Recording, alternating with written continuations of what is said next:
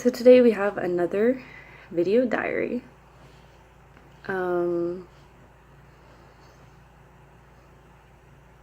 It's been really interesting having conversations with people about big ideas and the history of America.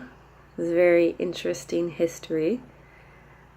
This morning I was listening to a podcast on NPR named Throughline, where they did an episode on the American darkness, or basically it was an episode about conspiracy theories, which are always quite fascinating. I've been kind of interested in conspiracy theories for a little while. One of my most recent experience with conspiracy theories is actually when they were having all those insane fires in California on the West Coast. And if you watched any of the YouTube videos associated with that, so there were a lot, and it was kind of intense to experience that from so far away. But one of my favorite things to do is actually to go on YouTube and look at the comments. I always find it really amusing to see people's comments on YouTube videos.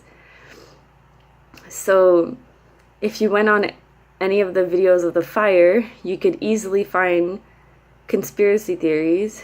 Like, a lot of people were commenting that it's a conspiracy from the government and everything. So, and then at some point I was in the Uber, and I always have really interesting conversations with Uber drivers. Honestly, some of my best conversations have been with Uber drivers. And he was talking, I asked him, in California, I was in California, and I asked him if he had experienced a fire for himself, like if he had experienced any fire up close, and he told me the story of, yes, he was driving on the highway and there was a fire. And we got to talking about conspiracy theories, and again, it was a pretty interesting conversation. So whenever you get into conspiracy theories, you're kind of entering an interesting world of true or not true. And people come up with some really out of this world stuff. However, what's really fascinating is to see the connection between conspiracy theories and propaganda with the book I'm reading. So right now, a lot of the things that I'm learning and reading are interconnected, and I think that's the most interesting part when you learn about history and you see the connections between how people are influenced in the world and how they've been influenced in the past. So I'm still reading that book, Attention Merchants, in which they talk about the rise of advertising and how it's realized, how the power of propaganda to influence the public is realized. And then this actually brings about a big connection with conspiracy theories, because apparently the US was actually pretty much founded upon the back of a conspiracy theory. So the US, the colonists of the US, were tied to Britain, and they were fine with it. However, at some point, Britain actually put a tax on the stamped, on anything that's printed. So any sort of print thing, Britain put a tax on it. So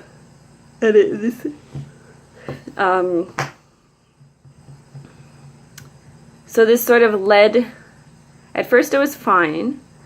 However, this led some colonists to start feeling like second-class citizens, or kind of like Britain was, not giving them as much freedom as they wanted. And then think about this, is that during that time there was slavery. Slavery is a big thing. So there's actually one guy, I forget his name, damn it. There's a beer named after him, James. His name was James. And he started spreading these rumors that Britain has this big plan to actually take over America and make Americans and colonists, or they weren't Americans yet, they were just colonists. So make the colonists their slaves. So if you think about it, that's quite interesting, because this kind of gives you an idea of how the human psyche works.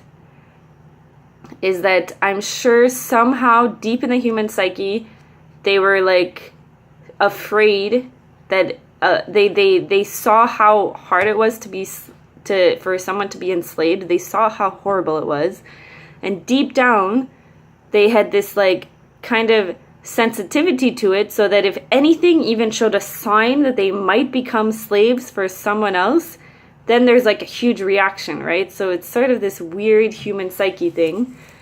And so this guy James, there's a beer named after him recently.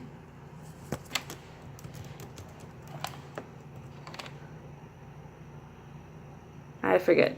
But like he started spreading these rumors and this conspiracy theory that Britain wanted to take over America and take over the colonists and make them into their slaves. So then what happened is that more and more this created tension between the colonists and Britain. And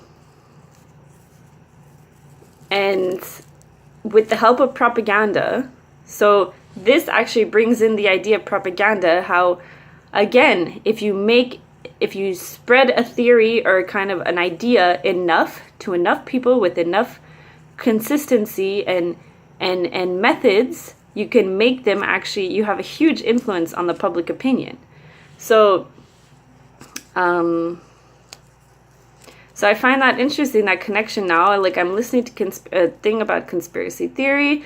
Totally was not related to the book I'm reading. I just was listening to NPR this morning, was curious about this thing, started listening to it, and within that you see the deep connection it has with propaganda and the influence that this has had on colonists in the past in America.